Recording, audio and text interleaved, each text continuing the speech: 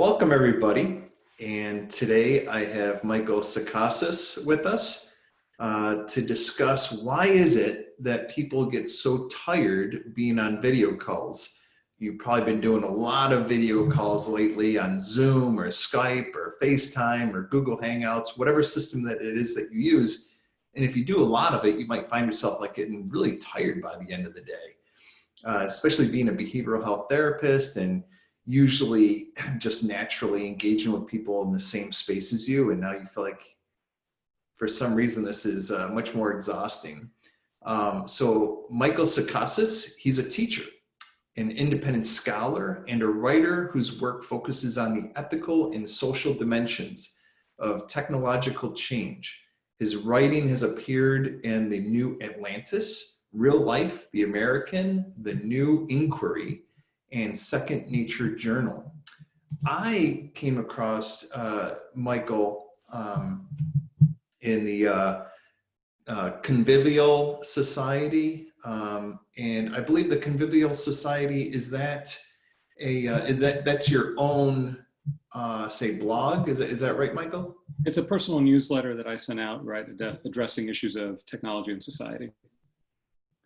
Okay, excellent. Yeah, and I really enjoyed reading your article, A Theory of Zoom Fatigue. Mm-hmm. You had some really interesting, perspectives on that. Yeah. So yeah, I was wondering if you could kind of give us a breakdown of your thoughts on that, of why people are feeling so exhausted after all these video calls. Yeah, definitely. It was something that I kept seeing kind of pop up. Saw the term Zoom fatigue circulating, and my own background is in philosophy of technology, and the approach that I've generally taken to questions about how we relate to technology has to do with how technologies mediate our perception, our experience. And so I thought there were some interesting things that that perspective can bring to the question of Zoom fatigue and why this is so hard to do these conversations that are being mediated by this technology, which I should say is proving very helpful. Obviously, it has its benefits, and so this is not to say that Zoom or video conferencing is bad and something we should avoid, but I think it is something we should sort of use with as much awareness as possible.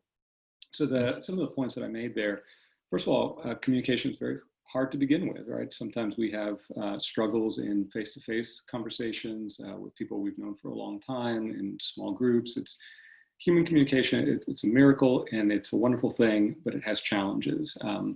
And as many of us know, a lot of what goes on when we communicate has to do with not just the words we're saying, but with our gestures, our facial expressions. In other words, with all the work that our body is doing to convey to our minds the meaning involved in this work of communicating.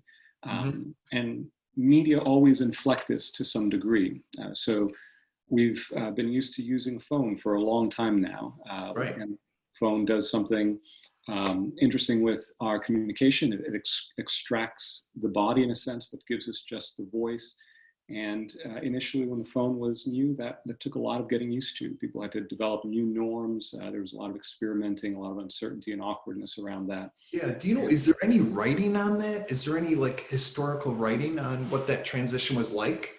Yeah, definitely. And so there is a field of study, a discipline called the history of technology. And there are some fascinating studies about these sorts of questions related to all sorts of technology that we're not used to. There's one work in particular that comes to mind, America Calling. America Calling is the title. I'm trying, the name of the author, a historian, is now escaping me. But it's a fascinating look at the evolution, deployment of technology, and he draws on all sorts of contemporary sources from the time, newspaper clippings, how-to articles, editorials, people complaining about different aspects of having a phone and what it made possible. So yeah, it's always very interesting to look back to see how technologies we've become used to were initially received, what challenges they pose, how people— I've always been curious about that. Yeah. Yeah, yeah. If it was a similar transition, because right. you're just not used to it. You can't see the person and you're trying to figure that out for the first time, and now it's just natural and people are comfortable with it, and it doesn't make us exhausted talking over the phone, for most people anyway, depending upon people's preferences. And right. Yeah. Right, exactly. And, it's hard for us now to imagine that, when the phone was a new development, there was a certain mystery to hearing a disembodied human voice, right? That would not have been a part of people's ordinary experience, except on phonograph recordings, which itself was a kind of a shock to people when they first heard them in some respects. Yeah. Uh-huh. Yeah. So in any case, all these technologies, they have what we might think of as affordances, things they make easier and possible, and things they make harder.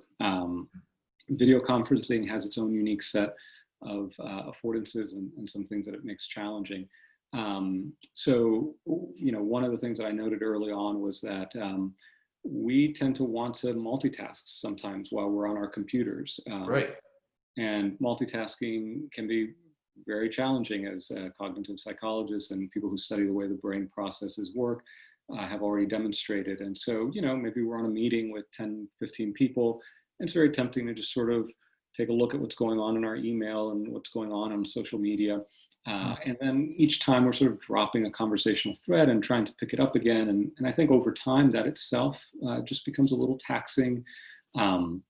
There's a physical strain involved sometimes in just staring at a screen for 50 minutes or an hour or more at a time. When we're in a personal embodied space, we might, change our posture, we might move around, we might sit and stand. We're here sort of stuck on the screen. We've got to make ourselves present here. And so there's also kind of physical strain involved. And one of the other things that I noted before getting to kind of the main point was that video conferencing creates this interesting dynamic where I'm observing myself on the screen alongside of participants. Yep. Now, I should note it's possible on Zoom, for example, to hide your self view, which I've been doing more recently, and which does actually prove to be really helpful. Extremely helpful. Yeah. Yes, I recommend that to everybody. Hide your self view. I give the example when I do trainings on telemental health. I said, how many of you place a huge mirror behind where your clients sit when they come into your office so you can see yourself when you're talking to them, right? No one does it. It's really strange to be looking at yourself. It's kind of like going through junior high school again, where you're very self-conscious of how you look. I mean, it's only natural. So yeah, I have found for myself, it's been extremely helpful just to hide myself, because constantly looking at my view. Right now, I don't hide myself doing the interview, right? But yeah, I found that it's extremely helpful to hide one's self view. Yeah, absolutely. That's been one of the more helpful changes that I've made to the way I've been doing this, and it definitely changes the dynamic. It improves the dynamic, certainly. Yeah. Yeah, very much so. Right. Yeah, because it is kind of a very self-conscious type of thing, which is exhausting. Right. And it's again that divided attention, and I think I've paid in the past a lot of attention to how attention is shaped by multitasking, by the internet and our use of the internet, and how it kind of fractures how we do our work, and it takes a mental toll. And I think that's part of what's going on as we spend a lot of time on Zoom. Our minds are really working on overdrive because of these sort of subtle changes to how we're communicating, and these little roadblocks we're putting ahead of ourselves. So how do you think that's different from being on the phone? Do you think people multitask less when they're on a phone call? And is it because they're not looking at a screen, or how do you compare the two? I think it can vary. Obviously, there are times where we might be tempted to do the same thing I'm describing. I'm on the phone, and at the same time, I'm sort of fiddling with my computer, trying to do something. And that itself can become, I find that taxing as well. On the phone, however, one thing that is different is that we're only paying attention to a very singular aspect of the conversation, right? So I'm just listening. My ears are doing all the work. Whereas when we're on Zoom, it's again how fractured our attention is. That's very fractured in terms of the visual attention specifically, right? Right. And if I have, say five participants on the screen instead of just two, right now it's relatively easy. I'm looking at you and that's all I have to focus on. I've got my image down below, but I can ignore that a little bit, but if I've got 5 people, then that becomes more challenging. Whereas on the phone, I've got one very, in a sense, low bandwidth stream of information coming in just to my ear. And I think that's a little bit easier to follow, even if we are tempted to do some other tasks at the same time. Yeah. Yeah, and then people, think about lighting and scene and all that kind of Oh, right. stuff. Whereas, like, I notice a difference when I'm having a Zoom call with just my family Yes. Yeah. versus work. Yeah. With my family, people are walking around, getting something to Right. eat. It's not such hard work. Yeah. Yeah. Absolutely. I think some of it has to do with the expectations you're bringing into it and the amount of maybe propriety or formalism that may be involved in the particular setting. And if it's Yeah, an environment where I can, relax a little bit more and maybe kick back and have a glass of wine on the couch while I'm doing it, right. that does mitigate some of the challenges. At the same time, though, that the central challenge I tried to identify, which has to do with the body, I think is still part of the mix, which is to say that the body is such an essential part of the communicative process, right? We're used to being. I take sort of face-to-face conversations, sort of the baseline, and then we have various technological mediations of that kind of experience. And when the body's present, we're paying attention to so much, and a lot of it's very subtle. A lot of it is not something we're consciously aware of. Our mind is just sort of taking in these multiple streams of information that are helping us in the meaning-making work. And the body is present in a weird way here, right? It's sort of there, but in a sense not there. One of the, I think, challenges a lot of people have found with Zoom is the question of eye contact, which is such a crucial part of communication. As a teacher, I often rely on what I can see in the eyes of students to sort of make sure that they're on track, that they're paying attention. It gives me just important feedback that modulates how I am communicating. But the trick on Zoom is, if I try to give you my eyes by staring at the camera, you might see them, but then I lose your eyes simultaneously, right? So we can never quite achieve that sort of ideal experience of eye contact that's so important to communication. That's one important dimension of this presence of the body, but in a sense also absence of the body. Right. Yeah. Yeah. I wonder if technology is going to help us overcome that. Because with the phone, you let go of the fact that you're going to see anything. Right. Yeah. Right. I remember when I was in Atlanta, Georgia, I went to this thing called Museum in the Dark. No, Dialogue in the Dark. Okay. So they set up all these different, life experiences that you'll have in this building, in like crossing a street, ordering a drink at a bar, sitting down at a restaurant, different things, but it's completely pitch black. You can't see anything. And but someone who's legally blind is leading you. So you experience what it's like, right? If you were to be totally blind. Right. And what they shared was that your eyes are working really hard right now because they're trying to see, but they can't. Mm-hmm. Whereas someone that's been blind for a long time, they just give up on that. Like they know they're just not going to see something. They're not going to try to see something. So anyway, I guess with the phone, like, you're not going to see anything. Right. Right, exactly. That's actually a really good illustration of that idea that the eyes are trying really hard to perceive something that they're used to perceiving, but aren't quite succeeding. And I think that kind of captures what I had in mind in this piece. Our minds are trying to grasp on the language that's sometimes used in philosophy is to achieve an optimal grip when we're perceiving, right? Oh, that's a great term for that. Yeah, and so our minds are striving to achieve this kind of optimal grip that they're used to achieving when we're in person, and we're able to perceive people in kind of perfect simultaneity, near perfect simultaneity. And our attention is sort of focused on one individual or a field of people who are present as a whole before us. But then when we don't give the body the mind those embodied cues, it's sort of working on overdrive to achieve them, but can't quite. And I think that's a lot of the source of the sort of cognitive fatigue that we're experiencing. I'm at the stage of life where I'm losing my ability to see the screen every day more and more so. Yeah. And I don't wear these because of the glare, right? But then I can't see, right? So, and it's been getting worse every single day for the past 2 years. So that could be very frustrating. But in terms of the body, how else do you see the body? Because you're talking about posture. Like how else do you see the body being a piece of this video conferencing versus just, sitting in the same room with each other, having a conversation?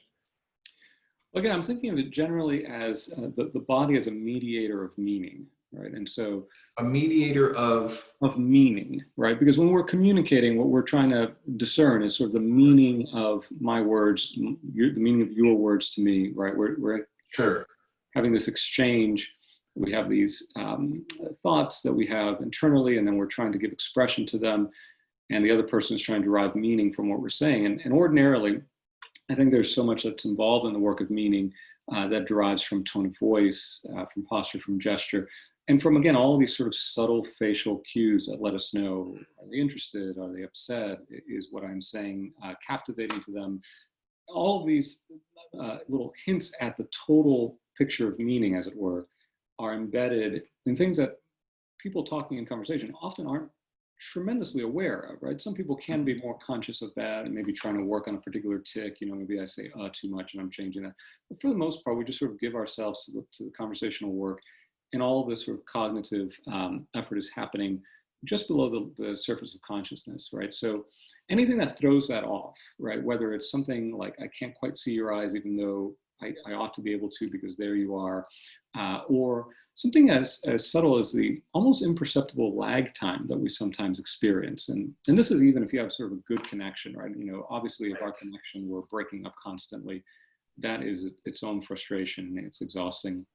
Yeah. So I was just thinking about that, like on a phone call, if a phone call is continually kind of a little bit choppy, a little breaking up, can't get it to get the signal that you need. I wonder if that creates exhaustion after a while, similar to video, where video, I don't have the best connection that I need. Things are choppy here. Voice isn't great there. I'm causing echoing. And I wonder if that's a piece of it. Yeah, I think so. I think that there's definitely, if that persists over time, most of us just sort of feel like, well, we'll just call back later, right? We're just going to do this at another time because it's just not working.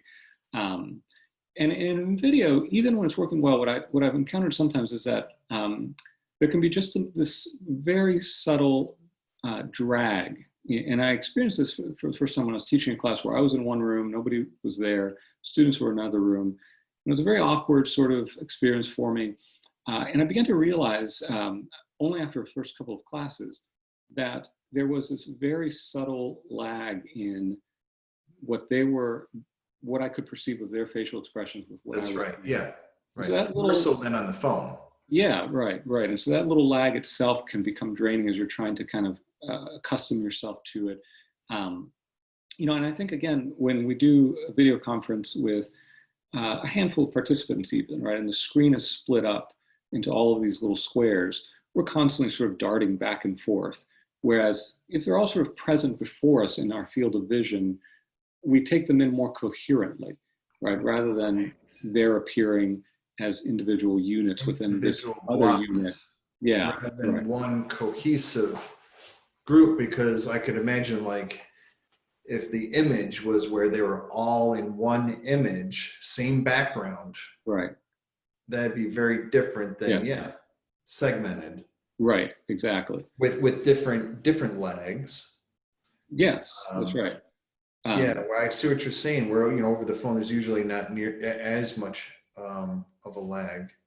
Right.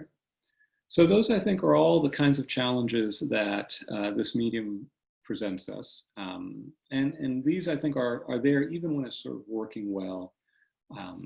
And again, they're not a reason not to use this, but I think that they are obviously taking a bit of a toll on folks, especially if we're expecting people to be on Zoom meetings, constantly throughout the day, or if schooling has just been reduced for children to the experience of 5-6 hours of Zoom a day. I think after a while that definitely is less than optimal. Right. Yeah. And another thing that I experience is a sense of responsibility. So I feel like I have a user error, right? It's always because of user error. So if my video's not working well, if the audio's not working well, what am I not doing right? Like, it's like that sense of responsibility is like a weight on my shoulder.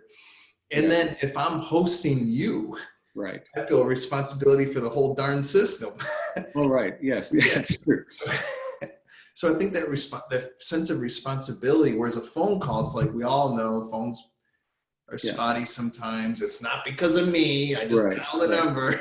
Yes. Yeah. Yeah. Right? Yeah. Did you not purchase fast enough internet speed? Are you using a junky computer? Are you using an old router or modem? Right. Are you Yes. not in the right location, close enough to your router? Like, Exactly. No, and as I mentioned, I gave you that warning that, look, this is going to, I've had a little bit of unstable connection here because I felt this anxiety of, in these next 30 minutes, I hope this better, this better stick, or if not, I'm going to feel really bad about it. Yeah. That's too much responsibility. Yeah. Yeah. It's a lot of work. Yeah. Definitely. So in studying technology, people talk about the disinhibition effect of technology, where we don't always consider as much the other person's existence and reaction to what we say and do online. So sometimes we won't be dressed the way we would if we were going to see them in person. We might be double tasking when that would be totally rude to do if you were there with them. We might say things we wouldn't say. So sometimes people could be more disclosing, which is a good thing, or they could be more mean online. Sometimes people feel they could build rapport a lot quicker online because they feel safer and they're in their own space and they feel more comfortable.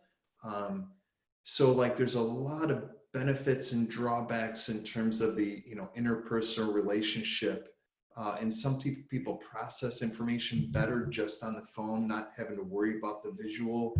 Some people feel like they need the visual. That's how they grasp information. Do you happen to have thoughts on that, in general, using technology for communication?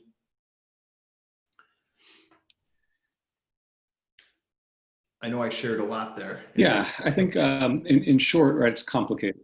Yeah. Oh, no, I got it. Yeah.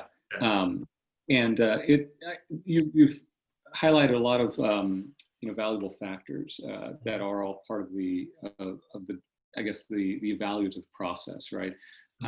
For one thing, people are different. So one of the responses that I got to that Zoom piece more recently was just a note from somebody who said that not all people experience the same kinds of challenges, and I think that's certainly fair. I'm sure there's a class of people for whom this is not a problem for whatever reason, and also there are some things that it improves. So if I have a hard time hearing, this individual mentioned somebody who might be a little bit older who has a hard time hearing, but if they can plug in earphones as a part of the call, then that actually improves the situation for them, right?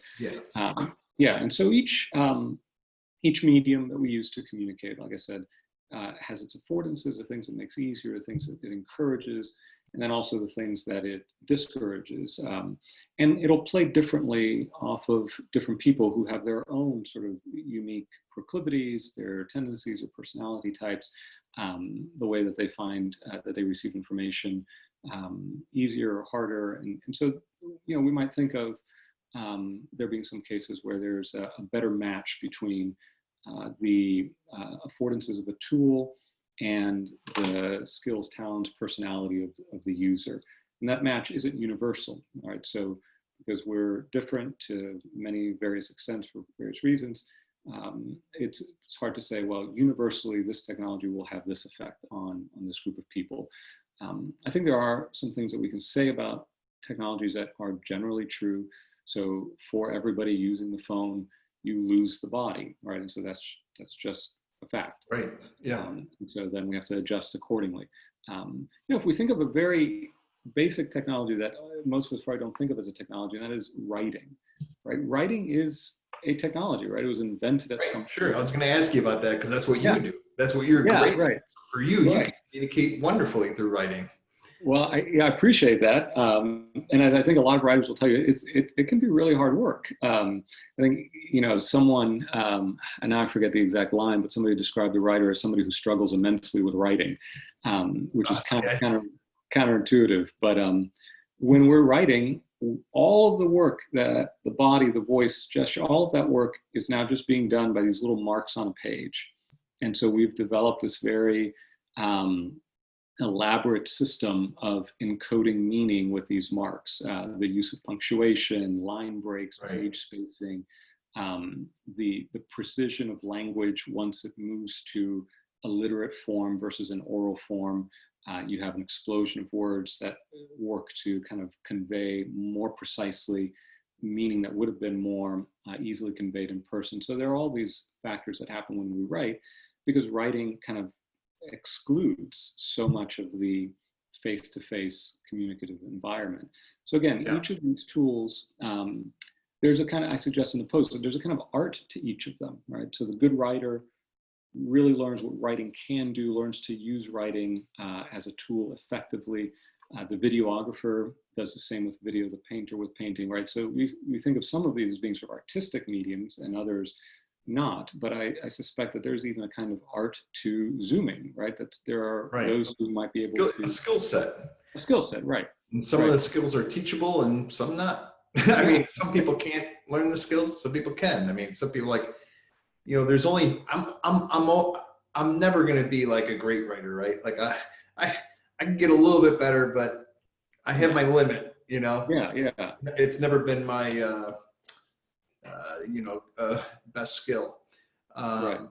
Yeah. So yeah, everyone's different with that, but definitely skills with these things. Yes, exactly. Skills. And like you say, some that can be learned and improved, others that are just, not a part of the package for us in a sense, right? Yeah.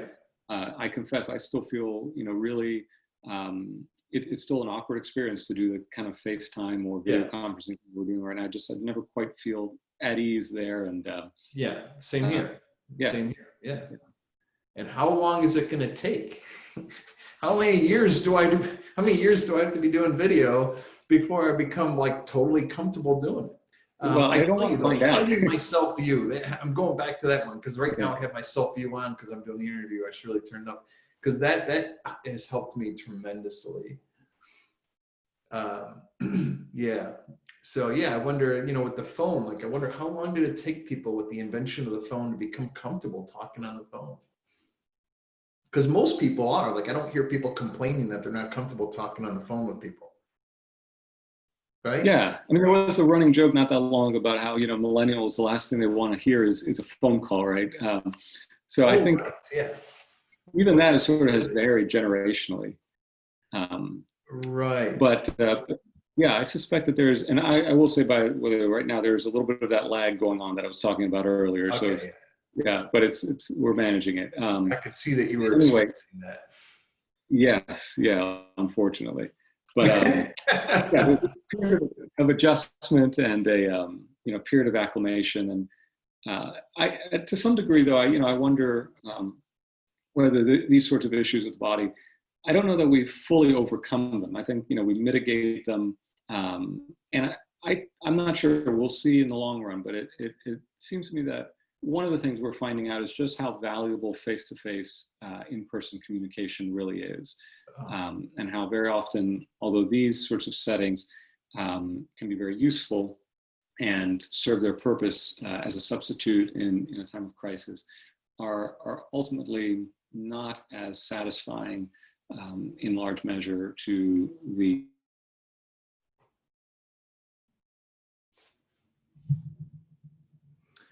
Yeah, that's a good point, and I think we lost you at just at the very end of that, but yeah, I agree. That's a really great point.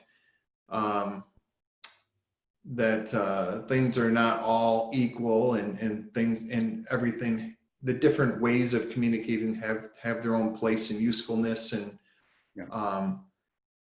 so like I think assessing what is the best fit for the given situation and the need is what's really important. And sometimes you just simply won't have the best fit available. So it's making best of what you have. Well, that's great. Is there anything else we should touch upon, or Well, just on that last note, to piggyback off that, it was a great comment I saw by a college professor recently. It was the observation that not everything has to be translated into Zoom. And it's this question of what is the best fit for your discipline, for your subject matter, how do you replicate what went on in the classroom? You know, if you lectured for just a part of that time, don't expect students to listen to a Zoom lecture that's the whole of that time, but kind of conceive of alternative ways of delivering that educational material. And I think the same thing for businesses, for churches, for any organizations that are relying on Zoom now.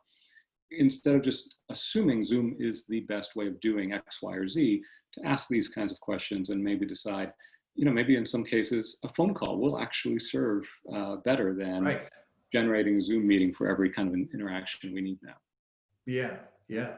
Like I find myself as a behavioral health therapist, the phone works awesome for therapy, I find. And I feel like it works, I like it better than video a lot of times, and a lot of my clients like it better than video. I wish regulators and insurance companies would understand that fact, because you know, most insurance companies are not covering for phone sessions for behavioral health, which makes no sense clinically at all. So to me anyway, so that's my opinion on that. So yeah, I think like really opening up, you know, what is the best means? Is it a online forum? Is it secure messaging? Is it, you know, physically writing things? There's something about that, you know. Freud wrote letters back and forth between him and his clients a lot. That's how we know so about his therapy so well. So I think that's a fantastic point. And then also noticing in the body what is happening to us and making adjustments that's going to fit for us. You know, is this better where I can feel the phone against my face, or wearing a lapel, you know, just a headset where I'm hands free? What's working best for me, which might be different for someone else? That's a great point. Yeah. So so people can find, for people to find you and follow your work, you know, what would be best? What website would be most helpful for people to follow your work? Yeah, sorry, Ray, you broke up just a little bit there, but if people are looking for the writing that I'm doing, most of it now is happening on this newsletter. Again, it's called the Convivial Society, and it's available on Substack. So it's convivialsociety.substack.com. Oh, okay. Yep. So this is the page right here. That's it. Convivial Society, Substack, substack.com. So we will, the link will be in the description. The articles are fantastic. If you love this kind of material, definitely seek Michael out in his writings. Yeah. So Michael, thank you so much for your time. This has been fantastic. My pleasure. Glad to do it. Thank you, Ray. All right. Bye-bye. All right.